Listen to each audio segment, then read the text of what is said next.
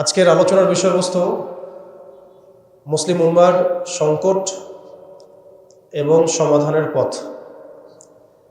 এটা খুব ভালো যে আপনাদের মধ্যে যারা আজকে উপস্থিত হয়েছেন তাদের বেশিরভাগই তরুণ, এবং এই বার্তাগুলো তরুণদের জন্যই বেশি প্রযোজ্য।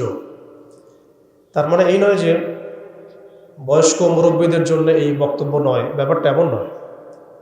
তরুণ প্রজন্মের জন্য এটা খাস, কারণ আমরা আশা করছি এবং স্বপ্ন দেখছি ইনশাআল্লাহ তাআলা এই তরুণ প্রজন্মের হাতে অচিরেই উম্মার সংকটগুলো কেটে যাবে এবং আমরা আবারও সেই হারানো সেই সোনালী যে সময় সেগুলো ফিরে পাবো ইনশাআল্লাহ।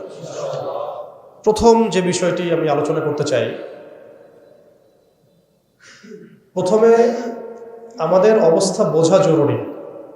আমরা কোন হালতে আছি এটা বোঝা জরুরি, এবং কোন হালতে আমরা ছিলাম এটা জানাও জরুরি। ভবিষ্যতে কি হতে পারে এটাও জানা জরুরি।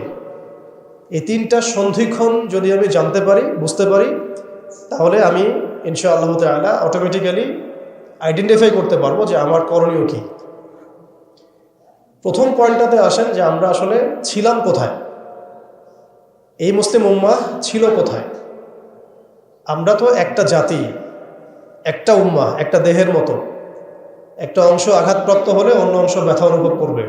আমরা এমন জায়গায় ছিলাম। আমরা নবী মুহাম্মদ সাল্লাল্লাহু আলাইহি ওয়াসাল্লামের জীবনী থেকে দেখতে পাচ্ছি যে এমন একটা সময় আজকে থেকে প্রায় 1400 বছর আগে চলে গেছে, যে সমাজটা একদম আইয়ামে জাহিলিয়াতে পরিপূর্ণ ছিল। সেখানে তাওহীদ ছিল না, সুন্নাহ ছিল না, আখিরাত ছিল না, রিসালাত ছিল না। মানুষ লাত, উজ্জা, হবল, মানাত এগুলোর উপাসনা করত, মূর্তি পূজা করত। মানুষ সুদ খেত, মানুষ জেনা ব্যভিচার করত, বেশি বেশি মদ পান করত, গোত্রীয় হানাহানিতে লিপ্ত ছিল, নারী জাতির অবমাননায় লিপ্ত ছিল। এমনকি তারা মাদকদ্রব্য নিয়ে দিনরাত সময় কাটাত। মানে এমন একটা সমাজ ব্যবস্থা আমরা দেখেছি 1400 বছর আগে, যে সময়টাকে ইতিহাস দুটা শব্দে আইডেন্টিফাই করে, আইয়ামে জাহিলিয়া। এক কথায় আইয়ামে জাহিলিয়া, অন্ধকারের যুগ। অন্ধকারের যুগ, দ্য এজ অফ ডার্কনেস, অন্ধকারের যুগ। এই অন্ধকারের যুগ আল্লাহ রাব্বুল আলামিন মাত্র 23 বছরের ব্যবধানে একটা কিতাব নাজিল করে, একজন নবীকে প্রেরণ করে, একজন নবীর সুন্নাহ দিয়ে, এবং একটা জামা, সাহাবায়ে কেরামের জামা, মানে ঐক্যবদ্ধ একটা প্ল্যাটফর্ম, এটাকে দিয়ে আল্লাহ রাব্বুল আলামিন মাত্র উইদিন 23 ইয়ার্স, মানে মাত্র 23 বছরের ব্যবধানে আল্লাহ রাব্বুল আলামিন এই সমাজের চিত্রটাকেই পরিবর্তন করে দিয়েছে। এটা আমরা দেখেছি মাত্র 23 বছরের ব্যবধানে। তো সিরাতটা যদি আপনাদের পড়া থাকে তাহলে আপনারা বুঝতে পারবেন যে কিভাবে এই পরিবর্তনটা হয়েছে। যাদের সিরাতটা পড়া নাই তাদের বুঝতে একটু অসুবিধা হতে পারে। এই কারণে আমি আপনাদেরকে পরামর্শ দিই, যেভাবে আপনারা কোরআন শেখেন, যেভাবে হাদিসকে গুরুত্ব দিয়ে পড়েন, ঠিক সেইভাবেই নবী মুহাম্মদ সাল্লাল্লাহু আলাইহি ওয়াসাল্লামের পবিত্র জীবনীটাকে শুরু থেকে শেষ পর্যন্ত পড়ে শেষ করতে হবে। তাহলে আপনি ধাপগুলো বুঝতে পারবেন কিভাবে তিনি সমাজ সংস্কার করেছেন। না হলে বুঝতে পারবেন না। কোরআনের একটা আয়াত থেকে আপনি নিজে নিজে একটা দলিল তো বের করতে পারবেন না, একটা হাদিস থেকে আপনি নিজে নিজে একটা দলিল তো বের করতে পারবেন না। সিরাতটা যদি মাথায় থাকে, পুরো সিরাত মোবারক, পবিত্র সিরাত, তাহলে আপনি বুঝতে পারবেন কোন সিচুয়েশনে নবী সাল্লাল্লাহু আলাইহি ওয়াসাল্লাম প্রেরিত হয়েছিলেন, কিভাবে শুরু করেছেন, কিভাবে সামনে গিয়েছেন, কোন প্রেক্ষাপটে কিভাবে তিনি রিয়্যাক্ট করেছেন, এবং কিভাবে আস্তে আস্তে এই দিনটা অল্প গুটি কয়েক মানুষ থেকে পুরো জাজিরাতুল আরবের মধ্যে ছড়িয়ে পড়েছে, প্রতিষ্ঠিত হয়েছে। এক কথায় দিন কায়েম হয়েছে কিভাবে, এটা বুঝতে হলে সিরাত লাগবে। এটা যদি আমরা 2 মিনিটের মধ্যে বলি, তাহলে প্রথমে নবী সাল্লাল্লাহু আলাইহি ওয়াসাল্লাম ওহী প্রাপ্ত হয়েছেন। সেই ওহীটা হচ্ছে কোরআন এবং হাদিস এবং সুন্নাহ, এবং সেই ওহী দিয়ে তিনি দাওয়াতের কাজ শুরু করেছেন। তিনি মানুষের দরজায় দরজায় যাওয়া শুরু করেছেন। মক্কায় 13 বছর নিরলস পরিশ্রম করে তিনি দাওয়াতের মেহনত অব্যাহত রেখেছেন, এবং দাওয়াতটা ছিল পরিপূর্ণ ইসলামের দাওয়াত, আংশিক দাওয়াত নয়। আমাদের দাওয়াত, তার দাওয়াতের মধ্যে কিছু পার্থক্য দেখা যায় অনেক সময়। তার দাওয়াত ছিল পরিপূর্ণ ইসলামের দাওয়াত, আমরা কিন্তু ইসলামের অংশ বিশেষ নিয়ে কথা বলি বেশি। এটা খেয়াল রাখতে হবে। তিনি দাওয়াতের কাজ করেছেন পরিপূর্ণ ইসলামের দাওয়াত, উদখুলু ফিস সিলমি কাফা, এর উপর আমল করার জন্য। এখন এই দাওয়াতের ফলে প্রথম 3 বছর গোপন গোপন দাওয়াত হয়েছে, কিন্তু এই 3 বছরেই এমন কিছু সাহাবী তৈরি হয়েছিলেন যারা পরবর্তীতে বদর, উহুদ, খন্দক, খায়বার কাঁপিয়ে দিয়েছিলেন। যেমন আবু বকর সিদ্দিক, ওমর ইবনে খাত্তাব, ওসমান বিন আফফান, আলী ইবনে আবি তালেব, যায়েদ ইবনে হারসা, তারপরে বেলাল ইবনে রাবাহ, হামজা রাদিয়াল্লাহু আনহু, আব্দুর রহমান বিন আউফ, সাদ বিন আবি ওয়াক্কাস, আবু উবাইদা ইবনে জাররাহ, এরকম বরেণ্য সাহাবী যারা, এই সাহাবীরা তৈরি হয়েছেন কখন? ওই প্রথম সময়ের দিকে, প্রথম 13 বছরে। প্রথম 3 বছর গোপন দাওয়াতে এরকম বরেণ্য সাহাবায়ে কেরাম ইসলাম কবুল করা শুরু করেন। এরপরে দাওয়াতের গতি আরও বেগবান হয় যখন মক্কার শক্তিশালী কিছু মানুষ ইসলাম কবুল করেন, যেমন হামজা রাদিয়াল্লাহু আনহু, ওমর ইবনে খাত্তাব, এইরকম কিছু মানুষ। কারণ তাদের একজনের বক্তব্য বা একজনের অবস্থান সমাজে আরও 100 জনের সমান ছিল, 1000 জনের সমান ছিল। যখন সমাজে দাওয়াতের মধ্য দিয়ে প্রভাবশালী কিছু ব্যক্তি ইসলামের দিকে চলে আসে, তখন ইসলাম শক্তিশালী হয় এবং দাওয়াতটা বেগবান হওয়া শুরু হলো। দাওয়াত যত বেগবান হওয়া শুরু হলো, ততই কাফেরদের নির্যাতন বাড়তে থাকলো। দাওয়াত যত বেগবান হচ্ছিল, নির্যাতনের মাত্রা তত বাড়ছিল। আমরা বিপরীতভাবে বলতে পারি, নির্যাতনের মাত্রা যত বাড়ছিল, দাওয়াতও তত বেগবান হচ্ছে। আজকের বিষয় তাই হচ্ছে। ইসলামকে মুছে ফেলার যত চেষ্টা করা হচ্ছে, ইসলাম ততই ছড়িয়ে পড়ছে, আলহামদুলিল্লাহ।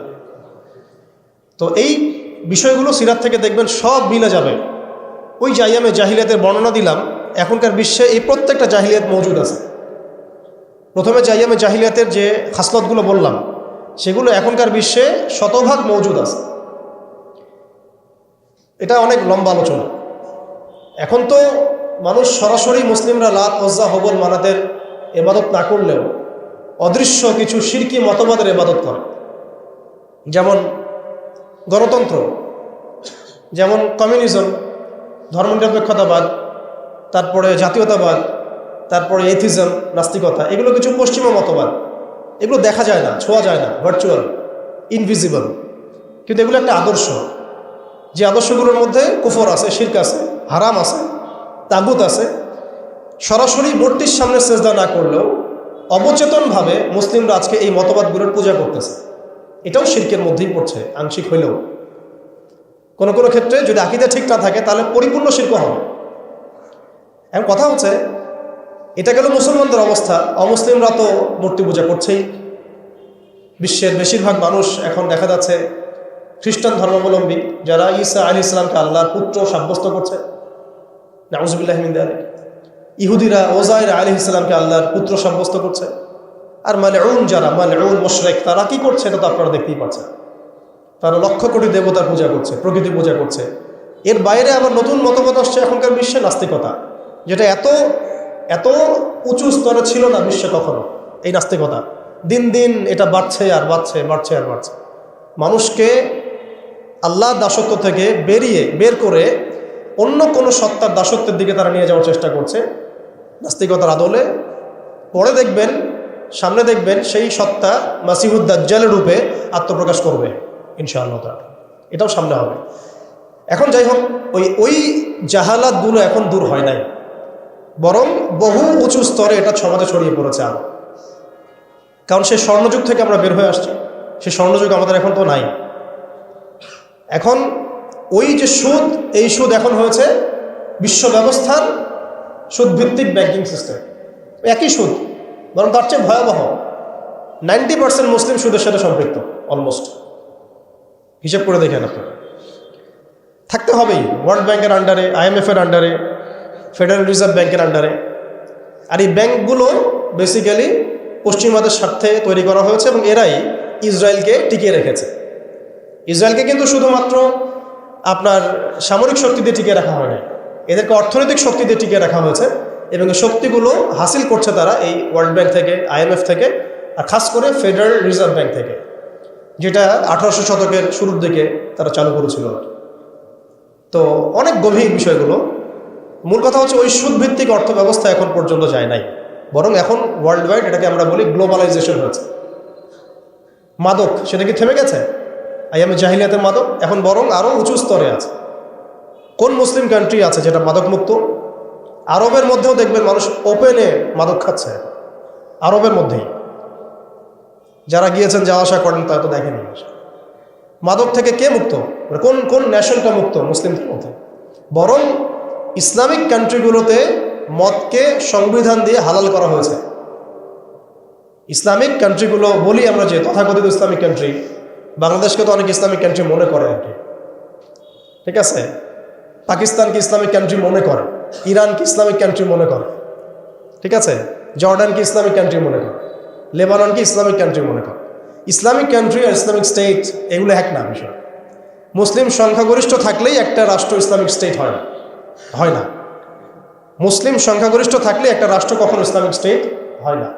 একটা রাষ্ট্র তখনই ইসলামিক স্টেট হয় যখন সেটা আল্লাহর আইন দ্বারা পরিচালিত হয়। তো বাংলাদেশ কি আল্লাহর আইন দ্বারা পরিচালিত হয়? সবাই জানি এটা হয় না। এটা হওয়ার ইচ্ছাও কি তাদের আছে? যারা লিডিং রোল প্লে করে তাদের তো ইচ্ছাও নাই, কারণ তারা মনে করে ইসলামিক আইন দিয়ে যদি রাষ্ট্র চলে তাহলে রাষ্ট্র নাকি মৌলবাদী রাষ্ট্র হয়ে যাবে, পশ্চিমারা রাগ করবে, আমেরিকা আব্বু মাইন্ড করবে, ভারত নাকি খেপে যাবে। এগুলো তারা মনে করে। এই জুজুর ভয় তারা আমাদেরকে দেখায়। এগুলো সব জুজুর ভয়। অথচ রাসূলুল্লাহ সাল্লাল্লাহু আলাইহি ওয়াসাল্লাম যখন মদিনা রাষ্ট্র কায়েম করেছেন তখন বিশ্বে রোমানরা পরাশক্তি ছিল, পারস্যরা পরাশক্তি ছিল। মদিনা রাষ্ট্রের আয়তন এতটুকু ছিল, ছোট না, খুব বড় রাষ্ট্র ছিল না, ছোট একটা রাষ্ট্র, জনসংখ্যাও কম। মদিনার মধ্যে ইহুদিরা আছে, বনু কোরাইজা, বনু কাইনুকা, বনু নাজির আছে, পাশে আবার কিছু পত্তলিকও আছে, মদিনার ভিতরে আবার মোনাফেকরাও আছে। তাদের তাদের অস্তিত্বের উপরেই মদিনা রাষ্ট্র কায়েম হলো এবং সেখানে আল্লাহ পাকের বিধান বাস্তবায়িত হলো।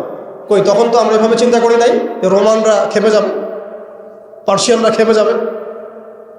ওরা তখন সংখ্যার দিক থেকে, অস্ত্রের দিক থেকে, জনবলের দিক থেকে, মানে আপনার সার্বভৌমত্বের দিক থেকে মুসলিমদের চেয়ে অনেক শক্তিশালী ছিল। কিন্তু কোনো মুসলিম তো এভাবে চিন্তা করে নাই যে আল্লাহর জমিন, আল্লাহর আইন বাস্তবায়িত করলে ওরা আমাদের উপর খেপে যাবে, তেরে আসবে। আর আসলেই বাকি যে কয়েকবার তেরে আসছে সে কয়েকবার তারা নাকানি চুবানি খেয়ে বিতাড়িত হয়েছে। আমরা সেই রোমানদেরকে ডিফিট করেছিলাম, সেই পার্সিয়ানদেরকে ডিফিট করেছি, সেই রোম সাম্রাজ্য, সিরিয়া, শাম এগুলো আমরা বিজয় করেছি, সে পারস্য আমরা বিজয় করেছি। যারা আমাদের এগেনস্টে দাঁড়ানোর চেষ্টা করেছে আল্লাহ পাক ধুলা বানিয়ে উড়িয়ে দিয়েছিল। কই, তখন তো আমাদেরকে এত নেগেটিভ চিন্তা করতে হয় নাই, ব্যাকফুট চিন্তা করতে হয় নাই। এখন হয় কেন? বিকজ আমরা সেই ইমান, সেই তাকওয়া, সেই আকিদা, সেই আমল, সেই মানহাজের মধ্যে নাই। As simple as that. আমরা এখন সেই অবস্থায় নাই, ইমানের দিক থেকে, আমলের দিক থেকে, তাসকিয়ার দিক থেকে, জামার দিক থেকে। সবচেয়ে বড় কথা হচ্ছে দিন পালনের দিক থেকে, আর দিন বোঝা এবং পালন করার দিক থেকে আমরা ওই জায়গায় নাই।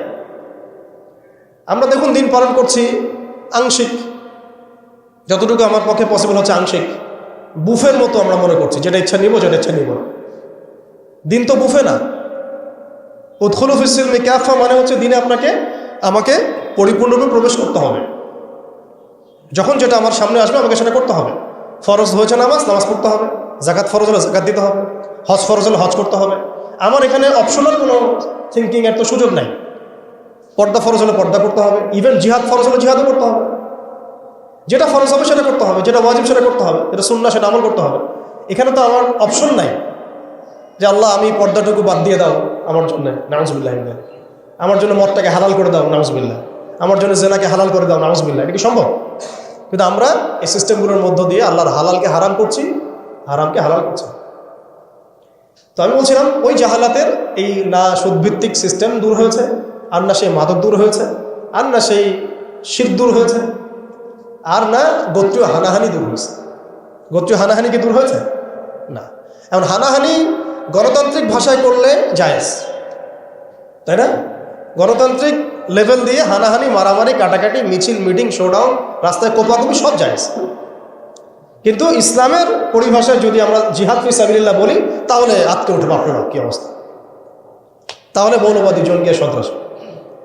ছাত্ররা যা করেছিল জুলাইয়ে, এই কাজটার 10%ও যদি দাড়ি টুপি বলাটা করতো তাহলে মনে হয় বাংলাদেশেও সব মসজিদ সিলগালা মেরে দিত, সব মাদ্রাসা সিলগালা করে দিত, তাই না? মানে গণতান্ত্রিক পরিভাষায় এই ফিতনাগুলো জায়েজ, তাই না? ফিতনা মানে পরীক্ষা, ফিতনা মানে শব্দ কি? পরীক্ষা। এই পরীক্ষাই তো আমরা, কিন্তু ইসলামিক পরিভাষা যদি আমরা ইবাদত বলি, ইসলামিক পরিভাষা একটা ইবাদত, সেটা নাজায়েজ হয়ে যাচ্ছে। আর গণতান্ত্রিক পরিভাষায় তথাকথিত এই গণতান্ত্রিক রাষ্ট্রে এবং গণতান্ত্রিক এই বিশ্বে এগুলোকে তারা জায়েজ করে নিয়েছে। আফ্রিকাতে যখন পশ্চিমারা হামলা চালায় গণতন্ত্রের নামে, এটা জায়েজ হয়ে যায়। আরব বসন্তের নামে যখন বিভিন্ন কান্ট্রির মধ্যে ফাসাদ সৃষ্টি করা হয়, গাদ্দাফিকে ফেলে দেওয়া হয়, মনে আছে না আপনাদের আরব বসন্তের কথা? ইয়েমেন থেকে শুরু করে তিউনিসিয়া থেকে শুরু করে প্রত্যেকটা কান্ট্রিতে যা করলো তারা, মনে আছে তো নিশ্চয়ই? এগুলো তখন জায়েজ। মিশরে করেছে, তাই না? সোমালিয়া, কঙ্গো, ইথিওপিয়া, নাইজেরিয়া, এগুলোতে যা হচ্ছে এগুলো জায়েজ ওদের ভাষায়। ইরাকে হামলা চালানো ওদের জন্য জায়েজ ছিল, তাই না? গণতন্ত্রের ভাষায়। ওখানে লাখ লাখ মানুষ মারলেও সেটা জায়েজ। ওটা নাকি শান্তি প্রতিষ্ঠার জন্য করা হচ্ছে। তারপরে আফগানিস্তানে লক্ষ লক্ষ মানুষকে মারা হয়েছে, ওটা তখন জায়েজ ছিল। কাশ্মীরে আজকে মানুষকে মারা হচ্ছে, এটা ওদের কাছে জায়েজ হয়ে গেছে। আর কোথাও এক্সাম্পল দিবেন? চায়নার মধ্যে মারা হচ্ছে উইঘুরদেরকে, আরাকানে মারা হয়েছে, তারপরে ইয়েমেনে তো মারা হচ্ছেই সেই 15 সাল থেকেই, জর্ডানে হয়েছে, লেবাননে হয়েছে। খাস করে এগুলো তারা গণতন্ত্র প্রতিষ্ঠার নামে এগুলো করলে সেগুলো জায়েজ। এবং এখানে দেখবেন 100%ই মুসলিমদের রক্ত ঝরছে, কোনো অমুসলিমের রক্ত কিন্তু ঝরছে না। তো এগুলো তাহলে এই তন্ত্রমন্ত্রগুলোকে আমরা বলি এখনকার জামানার দেবতা, যেগুলোর পূজা ওরা করতেছে।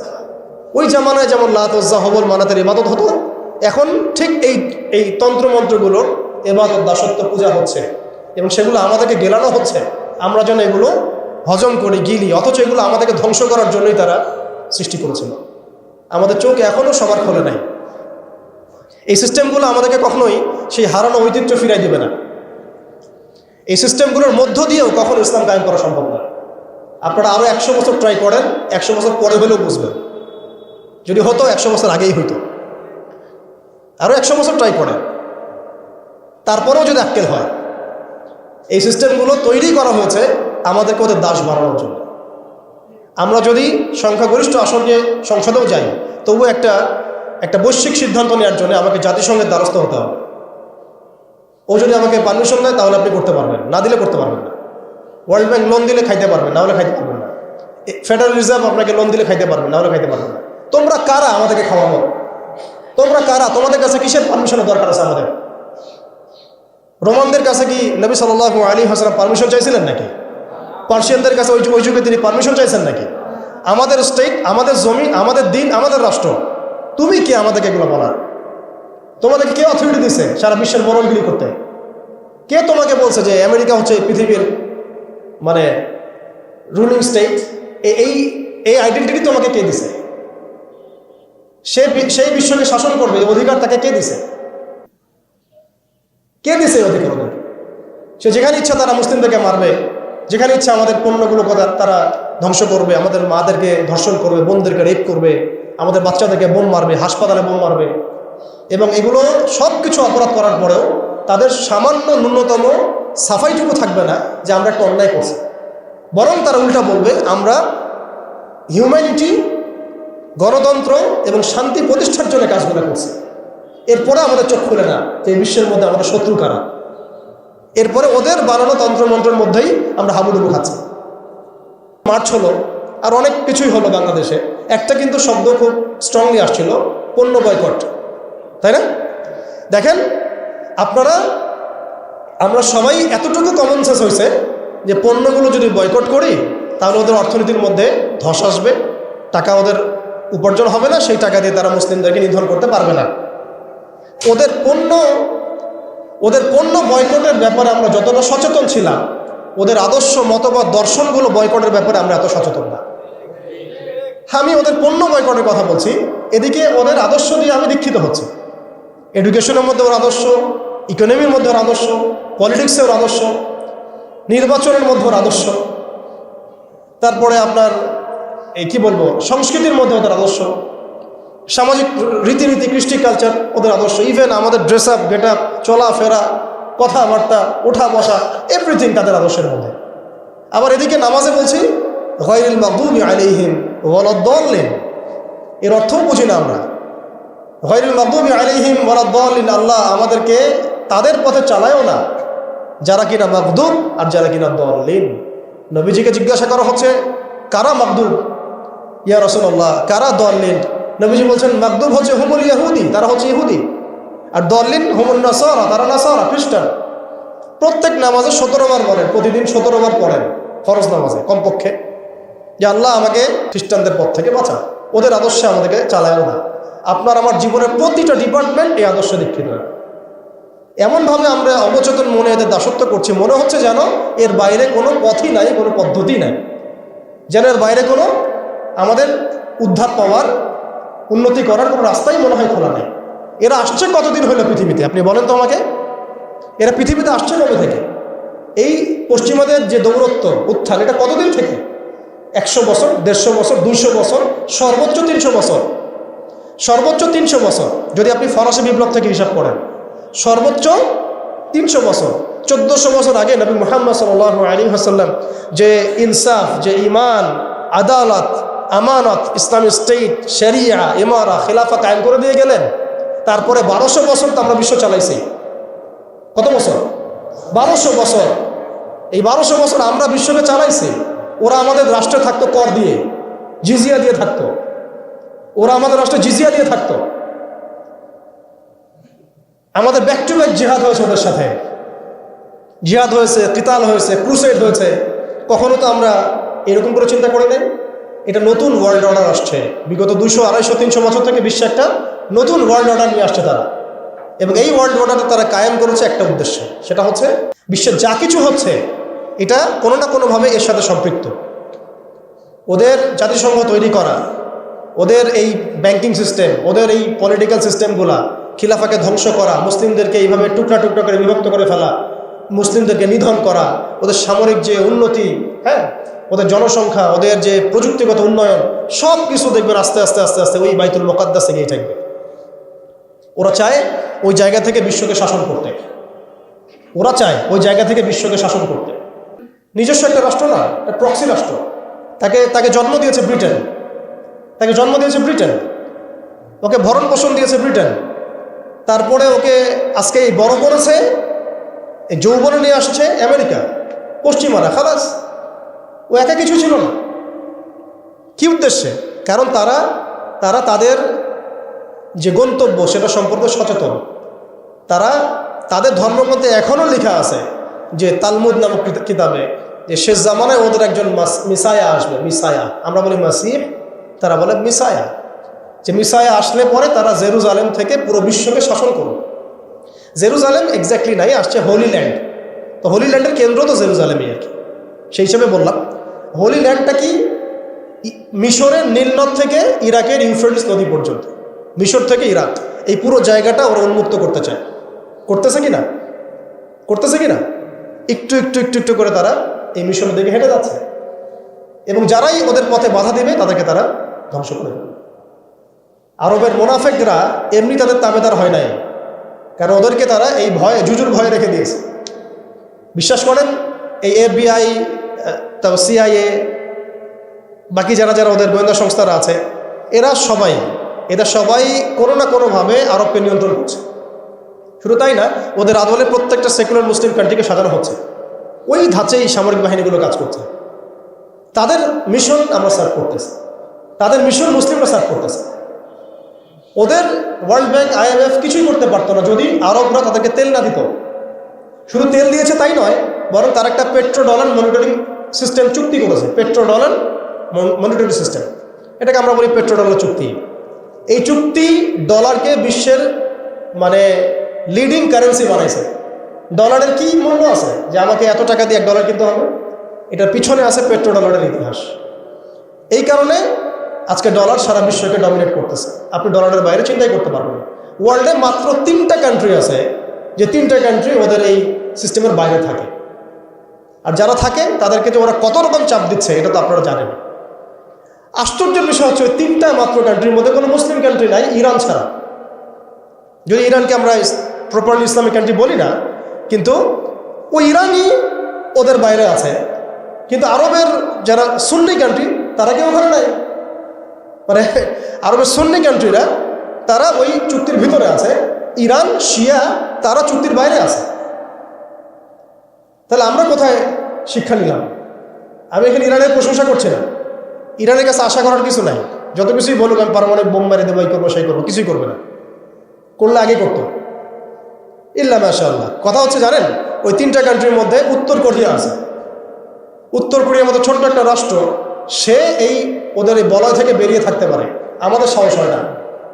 আমাদের 57টা কান্ট্রি, কোটি কোটি জনগণ, খনিজ সম্পদ, তেল গ্যাস, আর কি নাই, জনবল, সামরিক বাহিনী, প্রযুক্তি, ম্যান পাওয়ার সবই আছে।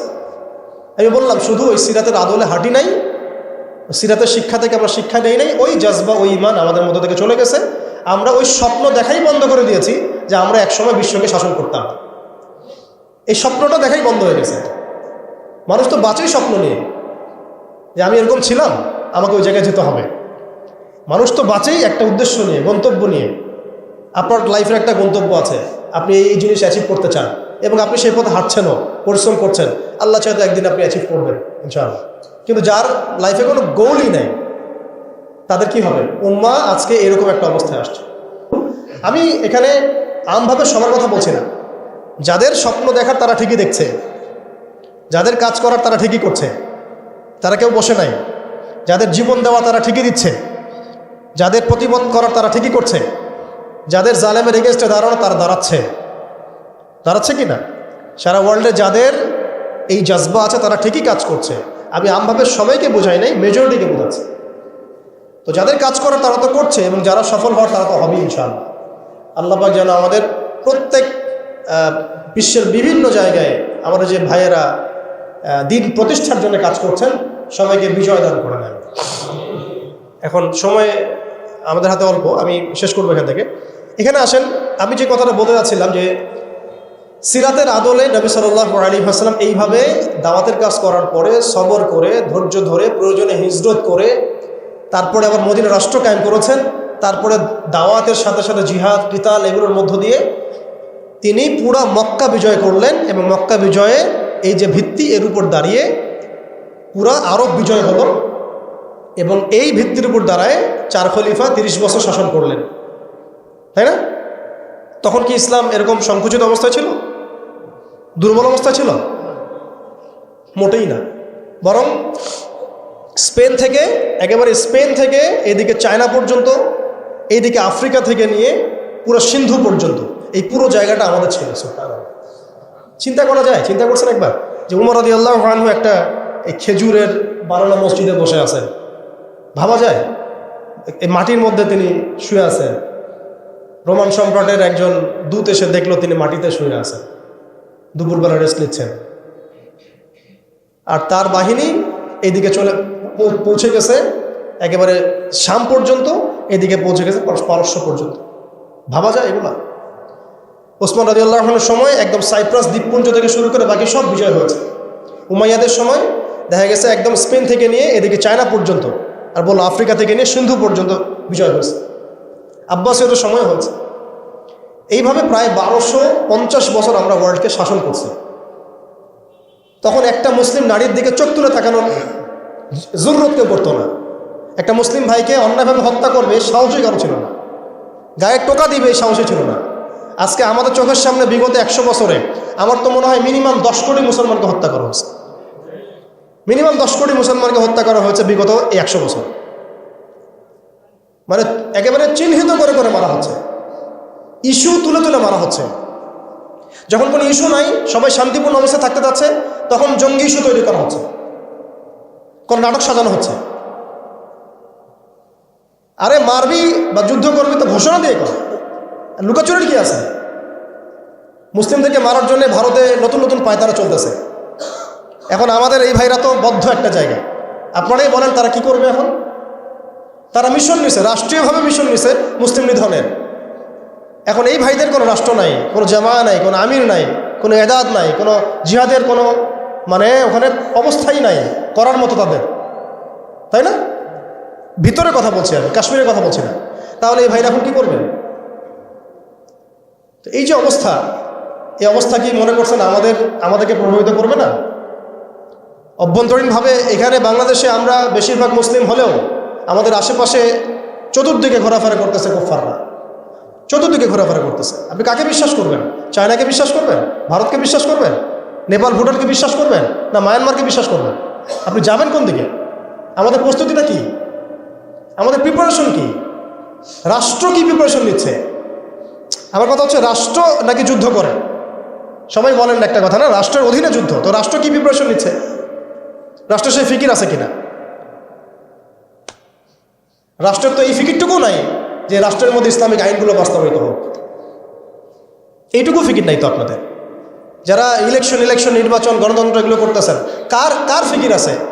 আল্লাহর কসম করে বুকে হাত দিয়ে বলেন তো কার ফিকির আছে ক্ষমতায় গিয়ে আপনি আল্লাহর আইন বাস্তবায়ন করবেন? ইসলামপন্থী ভাইদের কথা বাদ দিস, ইসলামপন্থী ভাইদের কথা বাদ দিলাম, আমি সেকুলারদের কথা বলছি, ডেমোক্রেটিকদের কথা বলছি। কারণ রাষ্ট্র চলে আসছে এইভাবেই। আর যারা ফিকির করছেন ইসলাম নিয়ে আমি যাব, ওখানে গিয়ে এটা করবো, এটা আপনি ডেমোক্রেটিক সিস্টেমে করতে পারবেন না। আপনাকে সিস্টেমটা সরাই ফেলতে হবে। গণতন্ত্র বলে কোনো শব্দই রাখা যাবে না, তারপরে শরিয়া কায়েম করতে পারবেন। শরিয়া আর গণতন্ত্র একসাথে থাকতে পারে না। শরিয়া, গণতন্ত্র, ধর্মনিরপেক্ষতাবাদ, কমিউনিজম এগুলো একসাথে থাকতে পারে না। একটা বোতল, এর মধ্যে আছে আপনার বিষ, এখানে আপনি দুধ খেতে পারবেন না। একটা বোতল, এখানে আছে বিষ, আপনি এটাকে 1000 বার ধুইতে হবে, ধোয়ার পরে আপনি দুধ ঢালতে পারবেন, খাওয়ার রিস্ক দিতে পারবেন, তাও খাবেন কিনা সন্দেহ আছে। আর এগুলো তো হচ্ছে মারাত্মক শিরকের বিষ। এগুলো পশ্চিমাদের দাসত্ব করাবে আপনাকে। আমাদের হচ্ছে বড় কান্ট্রি আছে একটা তুরস্ক, একটা ইসলামিক ল বাস্তবায়ন করছে কিনা দেখায়। বড় একটা কান্ট্রি আছে মিশর, দেখায় না আমাকে একটা ইসলামিক ল বাস্তবায়ন করতে পারছে কিনা। তিউনিশিয়া পারছে কিনা, আজারবাইজান পারছে কিনা, মরক্কো পারছে কিনা, ইথিওপিয়া পারছে কিনা? আপনারা বলেন পারছে কি? ইয়েমেন পারছে কিনা, জর্ডান পারছে কিনা, লেবানন পারছে কিনা? পারে নাই। আফগানিস্তান পারছে কেন? আফগানিস্তান পারছে কেন? কারণ তারা সিস্টেমগুলোকে সরাই দিছে।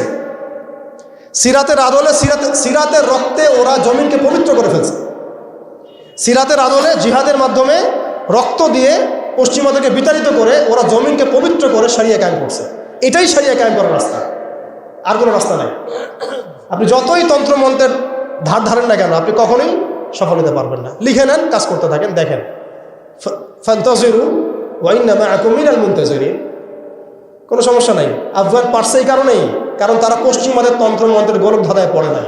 তারা সিরাতের রাস্তায় হাঁটছে। ওকে, আমাদের সাথে লড়বা, আমরাও তোমাদের সাথে লড়ব। ঠিক আছে, হয় তোমরা থাকবে, না হলে আমরা থাকবো। হয় তাওহীদ থাকবে, না হলে শিরক থাকবে। হয় শরিয়া থাকবে, না হলে তোমাদের তন্ত্রমন্ত্র থাকবে। এই লড়াই যখন হইতে হইতে হইতে এক পর্যায়ে 20 বছর সময় লাগলেও সেটা আজকে বাস্তবায়ন হয়েছে। যেটা আপনার আমার অঞ্চলে 100 বছরও হয় নাই, 50 বছরও হয় নাই। এরপরেও আল্লাহ পাক আমাদেরকে চোখের সামনে কিন্তু মিসাল দেখাই দিয়েছেন। তারপরেও আমাদের মধ্যে বোধোদয় হচ্ছে না, আমরা বুঝতে পারছি না যে কোন পথে হাঁটবো। দেশের যত সমস্যা দেখবেন, মিডিয়ায় যান, মিডিয়ায় গেলে মনে হবে দেশের সমস্ত সমস্যার হালত এবং সমাধান হচ্ছে একটা বিষয়। মিডিয়ার ভাষায় মিডিয়ায় ঢোকেন, দেখেন কি হচ্ছে। অনেক প্রবলেম দেশের মধ্যে, সংস্কার, এইটা সেটা অনেক কিছু হচ্ছে। ভাবখানা এমন যে সব কিছু থেকে উদ্ধার করবে আমাকে একটা শব্দ, তার নাম নির্বাচন।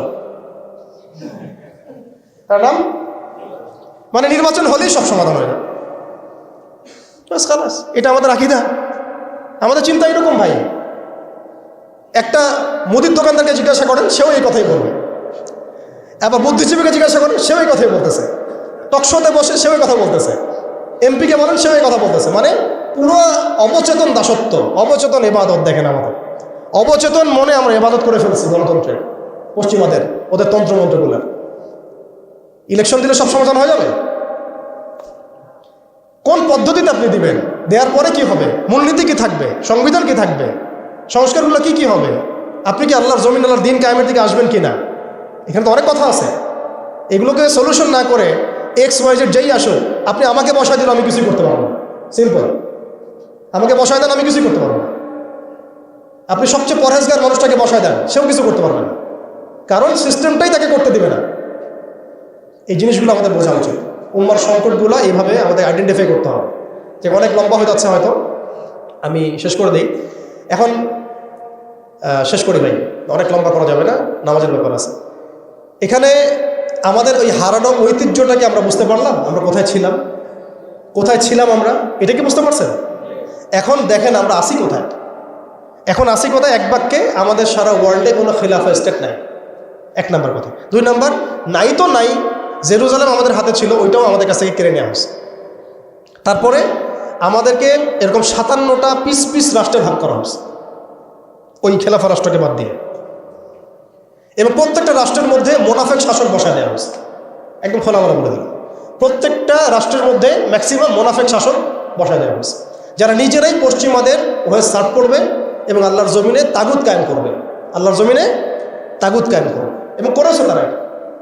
তাগুত কি তারা তো বুঝে না, তাগুত মানে শয়তান। যেখানে আল্লাহর বিধান চলে না, ওখানে শয়তানের বিধান চলে, সিম্পল। এটা 1000 জন বুদ্ধিজীবী মিলেও যদি একটা সংবিধান লিখে আর সেখানে আল্লাহ বিরোধী আইন থাকে, সেটা তাগুত। সেটার নাম কি? তাগুত। এই তাগুত মানে শয়তান। কেউ যদি ওর প্রতি ইমানদার হয়ে মারা যায়, জাহান্নামে যাবে। কেউ যদি ওর প্রতি ইমানদার হয়ে মারা যায়, সরাসরি জাহান্নামে যাবে ইনশাআল্লাহ, কারণ সে তাগুতের দাসত্ব করছে। আর আমাদেরকে বলাই হয়েছিল, ওয়ামা ইয়াকফুর বিত্তাগুত ওয়া ইউমিন বিল্লাহ ফাকাদ ইসতামসাকা বিল উরওয়াতিল ওয়াসকা লা ইনফিসামা লাহা ওয়াল্লাহু সামিউন আলিম। সূরা বাকারায় 256 নম্বর আয়াত পড়ে দেন বাসায় গিয়ে, আয়াতুল কুরসির পড়ে আছে। তাগুতকে কুফরি না করা পর্যন্ত কেউ মুমিন হইতে পারবে না। তাগুতের সাথে কুফরি না করা পর্যন্ত কেউ মুমিন হইতে পারবে না, এটাই বাস্তব। এখন এইভাবে আমাদেরকে ভাগ করা হয়, মোনাফিক শাসক বসায় দেওয়া হয়। শুধু তাই না, প্রত্যেকটা কান্ট্রির মধ্যে ওই 4 দেবতা 5 দেবতা ঢুকাই দেওয়া হয়েছে, ওই যে বললাম আগে। তারপরে একটা ডিপার্টমেন্ট ধরে ধরে তারা ধ্বংস করছে, একটা ডিপার্টমেন্ট ধরে ধরে। রাজনীতি ধ্বংস করছে, ইসলামিক রাজনীতি সরাই দিয়েছে। অর্থনীতি ধ্বংস করছে, সুদ ঢুকাই দিয়েছে। তার মধ্যে ঘুষ আছে, ইনফ্লেশন আছে, দুর্নীতি আছে, এগুলো তো আছেই। তারপরে সমাজের যে আমাদের ব্যাপারগুলো, সমাজের নীতি নৈতিকতার বিষয়গুলো দেখেন একেবারেই উঠাই দিচ্ছে, দিন দিন উঠাই দিচ্ছে। যে না, ব্যবচার এগুলো তো ছড়াচ্ছেই, ফ্রি মিক্সিং দিয়ে দিছে, ছেলেমেয়ের অবাধ মেলামেশা, মানে সমাজের একটা যে স্থিতিশীলতা থাকে মুসলিমদের, এটাকে ধ্বংস করছে এরা। এরা কি পশ্চিমারা এসে করছে? এখানে ওদের অনুগত দাসদেরকে দিয়ে করাইছে। সমাজকে ধ্বংস করছে, অর্থনীতি ধ্বংস করছে, রাজনীতি ধ্বংস করছে, মিডিয়াগুলো ওদের হাতে নিয়ে নিছে। মিডিয়া হাতে নেওয়া মানে হচ্ছে, মানে দিনকে ওরা রাত বানাই দেবে, রাতকে দিন বানাই দেবে। আর আপনারা তাদেরকে এত বিশ্বাসও করেন, অনেকে একটু ইসলামিক নিউজ করলে আপনারা বিশ্বাসও করেন। আসার সময় যে আমরা মাওয়া দিয়ে আসলাম, ওখানে দেখবেন একটা পোস্টার আছে বড় করে, সেটাতে লেখা আছে যে ওই যে আবু সাইদের ছবি দেওয়া আছে, দিয়ে আছে কি নতুন বাংলাদেশে স্বাগতম না, এরকম কিছু একটা। নিচে লেখা আছে প্রথম আলো। দেখেন এদের চরিত্র দেখেন। এরা বিগত প্রায় শুরুর থেকে এরা আজ পর্যন্ত এই তাগুতের সার্ভ করছে, ভারতের দালালি করছে, ফ্যাসিস্টের দোসর ছিল। এরা আমাদেরকে জঙ্গি বানাইছে, এরা বহু মানুষকে কারাগারে পাঠাইছে, এরা বহু মানুষের গুমের জন্য দায়ী, খুনের জন্য দায়ী, হত্যার জন্য দায়ী, ফাঁসির জন্য দায়ী। এরা আবার পাল্টি মারল পরিবর্তিত বাংলাদেশ। দেখছেন? এই হচ্ছে মিডিয়ার অবস্থা। প্রত্যেকটা মিডিয়া ওরা হাতে নিয়ে নিয়েছে, এবং এর সাথে প্রযুক্তিগত উন্নয়ন। আমি তো বলছিলাম যে মানে আমাদেরকে এইভাবে মনিটর করা হতো যে আমাদের ফোনে যদি আপনি একটা কল দেন, মেসেজ করেন, তাহলে আপনি ট্রেস হয়ে যাবেন। এইভাবে মনিটর করা যায়। আপনি গোপনে আপনার স্ত্রীকে কি বলছেন সেটা তারা শুনতেছে আড়িপেতে। আমি জানি না। আপনি আপনার ওয়াইফকে ফোনে গোপনে কি বলতেছেন, কিছু আলাপ হতে পারে না, অ্যাডাল্ট হতে পারে কিনা, ওইটা তারা রেকর্ড করতেছে। সুবহানাল্লাহ। এখন টেকনোলজি এই জায়গায়, AI এখানে বসে একটা ক্লিক করবে, আপনাকে যদি ওইখানে শ্যুট করতে চাই শ্যুট করা যাবে।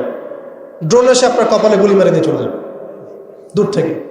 এই প্রযুক্তি দিয়ে এই ফিলিস্তিনে বহু মানুষকে মারা হচ্ছে এখন, রাইট নাও। তো আমি বলতে চাচ্ছিলাম আমরা কোন জায়গায় আসছি, এই জায়গায় এখনকার হালত, আজকে এই জায়গায় তারা আমাদেরকে নিয়ে আসছে। আর এখন প্রশ্ন হচ্ছে যে এই ওদের যে মানে অগ্রগতি, আমাদের যে অধঃপতন, এই জিনিসটার জন্য কি শুধু তারাই দায়ী না আমরাও দায়ী আছি? শুধু কি তারাই দায়ী না আমরা দায়ী আছি? আমরা আমাদের আগে দোষগুলো খুঁজে বের করব, আমরা নিজেরা আমাদের আগে ল্যাকিংসগুলোকে খুঁজে বের করব। আপনি দেখবেন, খুঁজতে থাকেন, প্রথম ল্যাকিংস পাবেন আপনি, আমি, বেশিরভাগ মানুষই জীবনের মৌলিক উদ্দেশ্য থেকে সরে গেছে। আমরা দুনিয়াদার হয়ে গেছি ভাই। আমরা এই দুনিয়াতে এইভাবে থাকার জন্য আসি নাই। আল্লাহ পাক আমাদেরকে পাঠাইছেন এই দুনিয়াতে দুইটা কাজ দিয়ে। একটা হচ্ছে আল্লাহর ইবাদত করতে হবে এবং তার জমিনে দিন কায়েম করতে হবে। এখানে আমি অন্য কোনো উদ্দেশ্যে আসি নাই। আমরা মুসাফির এখানে সবাই। আল্লাহ পাক বলেছেন ওয়া মা খালাকতুল জিন্না ওয়াল ইনসা ইল্লা লিয়াবুদুন। আর ইন তানসুরুল্লাহ ইয়ানসুরকুম ওয়া ইউসাব্বিত আকদামাকুম ওয়ালা তামুতুন্না ইল্লা ওয়া আনতুম মুসলিমুন। কতগুলো আয়াত আছে। ইন্নাল্লাহা লা ইউগাইয়িরু মা বিকওমিন হাত্তা ইউগাইয়িরু মা বিআনফুসিহিম। আয়াতের পর আয়াত বলা যাবে আমাদেরকে এই দুনিয়াতে পাঠানো হয়েছে দুইটা কাজ। আমাদেরকে আল্লাহর ইবাদত করতে হবে এবং আল্লাহর জমিনে তার দিন কায়েম করতে হবে। এটা আমাদের কাজ, বাকি সব কিছু গৌণ, এগুলো মুখ্য কাজ, মেইন। এবং আমাদেরকে দিন দেওয়া হয়েছে কেন? হুয়াল্লাযী আরসালা রাসূলাহু বিল হুদা ওয়া দীনিল হক লিইয়ুযহিরাহু আলা দ্বীনি কুল্লি। এই দিনটা আল্লাহ পাক দিয়েছেন এই কারণেই যাতে এই দিন অন্য সমস্ত দিনের উপর জয়লাভ করে। তো জয়লাভ কখন করবে? যখন আমরা ফিকির করবো তখন। এটা কি আবরাহার যুগ যে আবাবিল পাখি এসে পাথর ছুড়বে? বলেন, এখন পাথর আপনাকে আমাকে ছুটতে হবে? এটা তো আবরাহার যুগ না। নবী সাল্লাল্লাহু আলাইহি ওয়াসাল্লাম শুধু দোয়া দিয়েই কি সব হয়েছে? দোয়ার সাথে চেষ্টা করেন নাই তিনি? এমনকি বদর যুদ্ধের দিনও তিনি কূপ দখল করলেন, ভালো জায়গাটাতে শিবির গাড়লেন, সৈন্য বিন্যাস করলেন। সব কিছু যখন ঠিকঠাক মতো হয়ে গেল, তারপরে বৃষ্টি আসলো আল্লাহর পক্ষ থেকে, তিনি দোয়া করা শুরু করলেন। এই দোয়ায় আল্লাহ পাক ফেরেশতা নাজিল করলেন। তাহলে কি আমাদের কাছে একমুখী না সব কিছু করতে হবে? এখন আমাদেরকে এই ল্যাকিজগুলোকে খুঁজে বের করতে হবে। আমাদের ল্যাকিজ কোথায়? এই ইমানের দুর্বলতা, জীবনের উদ্দেশ্যে দুর্বলতা। আমরা দুনিয়াদার হয়ে গেছি, ভোগবিলাসী হয়ে গেছি, আমরা আমাদের ঐতিহ্য ভুলে গেছি, আমাদের শেকড় ভুলে গেছি, আমলে ঘাটতি হয়ে গেছে, হারাম ভর হয়ে গেছি, আমরা জেনাকার হয়ে গেছি, আমরা ফ্রি মিক্সিং করতেছি, পরকীয়া করতেছি, ঘুষ খাচ্ছি, দুর্নীতি করতেছি, সুদ খাচ্ছি, আমরা করতেছি। এগুলো পশ্চিমারা করতেছে না। আমাদের ল্যাকিংসগুলোকে আমাদেরকে দূর করতে হবে। ইলমের ঘাটতি হচ্ছে, আমলের ঘাটতি হচ্ছে, আলেমদের সাথে সহবত নাই, তাসকিয়া নাই, পড়াশোনা নাই। কি করতেছি ভাই আমরা? আসলে কি জন্য আসছি আর কি করতেছি? এইখান থেকে ভবিষ্যৎটা হচ্ছে এই যে ইনশাআল্লাহ এই দিন বিজয় লাভ করবেই। আজ হোক আর কাল হোক, আল্লাহ পাক এমন জামা, এমন ইমারা, এমন আল্লাহর সেনাবাহিনী তৈরি করবেন যারা আস্তে আস্তে আস্তে আস্তে। কথা হচ্ছে এগুলো যেহেতু হবেই, লাউহে মাহফুজে লেখা হয়ে গেছে কুদিয়াল আমর, তাহলে আমাদেরকে তো আমাদের কাজগুলো এখন বের করে ফেলা উচিত। আমাদের কাজ কি করতে চান? আদৌ সেই বিজয় কাফেলে আমরা শরীক হতে চাই কি না? তাকে এইভাবেই আমরা দিন যাবে, রাত যাবে, খাবো দাবো, ফুর্তি করবো আর মারা যাবো, এটাই কি আমাদের উদ্দেশ্য কিনা? আমাদেরকে আমাদের লক্ষ্য আগে ফিক্স করতে হবে। লক্ষ্য ফিক্স করতে হলে কয়েকটা কাজ মোটা থেকে বের হয়, আমি 1 মিনিটে বলে শেষ করে দিচ্ছি। সেটা হচ্ছে ভাই, আমাদের সবাইকে আগে তওবা করে আল্লাহর দিকে ফিরে আসতে হবে, প্রথম কাজ এটা। কারণ নাপাক কলব দিয়ে, নাপাক হৃদয়ের মধ্যে আপনি কখনো দিনের ফিকিরগুলোকে ঢুকাইতে পারেন। কলবকে পবিত্র করতে হলে আমাকে আগে তওবা করে আল্লাহর দিকে ফিরতে হবে। আল্লাহর দিকে ফিরে আসেন, নিজের জীবনটাকে মূল্যায়ন করেন। আসেন আমরা সবাই মিলে একটা কাজ করি, অন্তত পক্ষে আমরা সবাই মিলে একটা চেষ্টা করি, ফলাফল আল্লাহর হাতে, আল্লাহর জমিনে আল্লাহর দিন কায়েম করা যায় কিনা চেষ্টা করে দেখি। এবং সেটা আমাদেরকে তো আল্লাহ পাক পুরো বিশ্বের জিম্মাদার করেন নাই, আমরা এই অঞ্চলে থাকি, এই অঞ্চলে অন্তত আমাদের চেষ্টা করা উচিত। অন্য অঞ্চলে তো ভাইরা চেষ্টা করছেই। আফগানের ভাইরা তো আমাদের জন্য পরোয়া করে বসে থাকে নাই, থাকে নাই। ওই আফ্রিকার ভাইরাও তো বসে নাই, এদিকে হামাসের ভাইরাও বসে নাই। কেউ কি বসে আছে? দেখেন, যাদের কাজ করা তারা কিন্তু ঠিকই করতেছে। আমাদের অঞ্চলের কনফ্লিক্টটা আপনি এড়াইতে পারবেন না। আমাদের অঞ্চলের কনফ্লিক্টটা হচ্ছে এই উগ্র হিন্দুত্ববাদীদের এগেনস্টে। এটা আজ হোক আর কাল হোক আপনারা বুঝতে পারবেন। এর একটা বড় মিশন নিছে, অখণ্ড ভারত তারা করতে চায়। এটা স্পষ্ট এজেন্ডা ওদের। এই এজেন্ডার মধ্যে বাংলাদেশ বাইরে না, বাংলাদেশ অন্তর্ভুক্ত আছে। আমাদেরকে প্রিপারেশন নিতে হবে, সব দিক থেকে প্রিপারেশন নিতে হবে। সবচেয়ে বড় প্রিপারেশন আল্লাহর দিকে ফিরে আসে, পরিপূর্ণ ইসলামে প্রবেশ করতে হবে। উদখুলু ফিস-সিলমি কাফা, একদম। আর ওই যে একটা প্রথমে বললাম, ইত্তাকুল্লাহ ওয়ালা তামুতুন্না ইল্লা ওয়া আনতুম মুসলিমুন, পরিপূর্ণ মুসলিম হয়ে যেতে হবে। আল্লাহর ভয় নিয়ে আসা, আল্লাহর কাছে আত্মসমর্পণ করা, পরিপূর্ণ মুসলিম হয়ে যাওয়া, আল্লাহর সব আদেশগুলো মানা, নিষেধগুলো ছেড়ে দেওয়া, নবীর সব আদেশ মেনে চলা, নবী যে নিষেধ করেছেন সেগুলো ছেড়ে দেওয়া সাল্লাল্লাহু আলাইহি ওয়াসাল্লাম। একই সাথে হালাল খাইতে থাকা, হারামে না যাওয়া, পরিবার ঠিকঠাক করে ফেলা। যদি ঠিক না হয় অন্তত একা হইলে একাই চলতে হবে। এটা আপনার জীবন, হিসাব আপনার, কবর হাসর আমার, যার তার। এটাতে কারো জন্য কারো পরোয়া করার কোনো সুযোগ নেই, কারো জন্য কারো বসে থাকার কোনো সুযোগ নেই। আমাকে আমার বাসায় চলতে হবে। অতএব এটা ঠিক করে ফেলা, পাশাপাশি আমাদের সন্তানদেরকে মানুষ করার চেষ্টা করা, এবং খাস করে আমাদের তরুণ ভাইদেরকে এই ইমানের পথে নিয়ে আসা। তাদেরকে দিয়ে হবে ইনশাআল্লাহ, আমরা প্রমাণ দেখেছি তাদেরকে দিয়ে হবে, এটা আমরা বিশ্বাস করি। শুধু তাদেরকে ঠিকভাবে নার্সিং করতে হবে, ভুল পথে যেন রক্ত না যায়, ভুল পথে যেন রক্ত না যায়। আজকে আবু সাইদ জীবিত থাকলে এই কথাটাই বলতো, এই জন্য রক্ত দিয়েছিলাম নাকি, আমি কি এই জন্য রক্ত দিয়েছিলাম নাকি? আজকে মুগ্ধ থাকলে এই কথাই বলতো, আমি এই জন্য রক্ত দেই নাই। যা করতেছেন আপনারা, আর বেশি বললাম না আমি, যা করতেছেন আপনারা, শহীদ ভাইরা জীবিত হইলে তার এই কথা বলতো, এই জন্য আমরা রক্ত দেই নাই। এখন আমাদের এই প্রজন্মের ভাইদেরকে বোঝাতে হবে, দাওয়াতের কাজ বাড়াতে হবে, ওলামা ইকরামের সহমত লাগবে, ইলম লাগবে, তারপরে তাসকিয়া লাগবে, আধ্যাত্মিকত্বের দরকার আছে, ব্যাপক পড়াশোনা করতে হবে, আমল বাড়াই দিতে হবে, এবং সময় নষ্ট করা যাবে না। এর পাশাপাশি আমাদের প্রয়োজন হবে একটা জামাআবদ্ধ হওয়া। প্রত্যেকটা জায়গায় তাওহীদপন্থী ভাইদেরকে জামাআবদ্ধ হয়ে যেতে হবে। বড় পরিসরে জামা হোক না হোক, ছোট ছোট জামাগুলো হয়ে যাক, ছোট ছোট জামাগুলো প্রত্যেকটা জায়গায় হয়ে যাক। এলাকা ভিত্তিক কাজ করেন, মসজিদ ভিত্তিক কাজ করেন, আপনি অ্যাসোসিয়েশন করে কাজ করতে থাকেন, ইনশাআল্লাহ একদিন না একদিন আল্লাহ চান্ত বড় জামাও ক্রিয়েট হয়ে যাবে ইনশাআল্লাহ। আমাদের লাগবে আমির, লাগবে মামুর, লাগবে সামউ ওয়া তাআ, আমাদের লাগবে একটা চেইন অফ কমান্ড, এবং এদাদ লাগবে, প্রস্তুতি লাগবে, শারীরিক প্রস্তুতি, মানসিক প্রস্তুতি, আত্মিক প্রস্তুতি। যখন সময় আসবে ইনশাআল্লাহ আমরা ঝাঁপাই পড়বো ইনশাআল্লাহ। এখন এখানে দাওয়াতের ক্ষেত্র চলতেছে, বাংলাদেশে এখন দাওয়াতের মেহনত বাড়াতে হবে, ব্যাপক দাওয়াতের কাজ করতে হবে। এখানে বাংলাদেশের অভ্যন্তরে সশস্ত্র যুদ্ধের কোনো এখানে মাসালা নাই, সুযোগ নেই। হ্যাঁ, ওরা যদি আমেরিকা হয়ে আসতে চায়, আমরা তালেবান হয়ে যাবো, খালাস।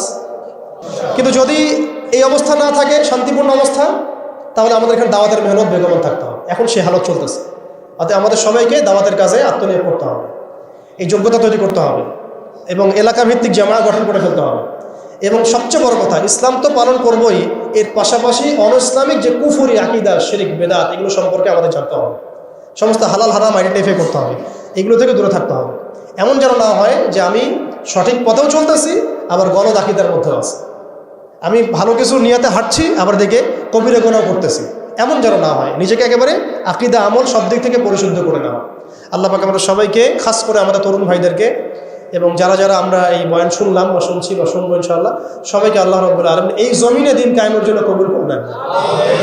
আল্লাহ পাক আমাদেরকে পরিপূর্ণ সত্য ঈমান দান করেন, একদম সাহাবীওয়ালা জিন্দেগি দান করেন, একদম হালালের মধ্যে থাকার তৌফিক দান করেন, সব ধরনের হারাম এবং কবিরা গুনাহ ছাড়ার তৌফিক দান করেন, সমস্ত রকম শিরক, বেদাত এবং বিজাতীয় মতবাদ ছেড়ে দেওয়ার তৌফিক দান করেন। খাস করে আল্লাহ পাক আমাদের মধ্যে একটা ভ্রাতৃত্বের বন্ধন দান করেন। যারা যে ভাইরা দেশের মধ্যে কাজ করছেন, সবার সাথে হৃদ্যতাপূর্ণ সম্পর্ক রাখার তৌফিক দান করেন, এবং আমাদেরকে একটা ঐক্যবদ্ধ প্ল্যাটফর্ম দান করেন। বহির্বিশ্বে যা হচ্ছে, আশেপাশে যা হচ্ছে, রাষ্ট্র, অর্থনীতি, জিওপলিটিক্স, সব কিছু সম্পর্কে একদম চোখ কান খোলা রাখার তৌফিক দান করেন। যখন যে হালত আসবে সেইভাবে আমরা রিয়াক্ট করবো ইনশাআল্লাহ। এখন আমাদের কাজগুলো যেগুলো বললাম, এগুলো আমরা করতে থাকবো, এবং এগুলোর সাথে সাথে আমরা ব্যাপক দাওয়াতের কাজ করতে থাকবো। আল্লাহ পাক আমাদের সবাইকে যেন দিনের জন্য কবুল করেন।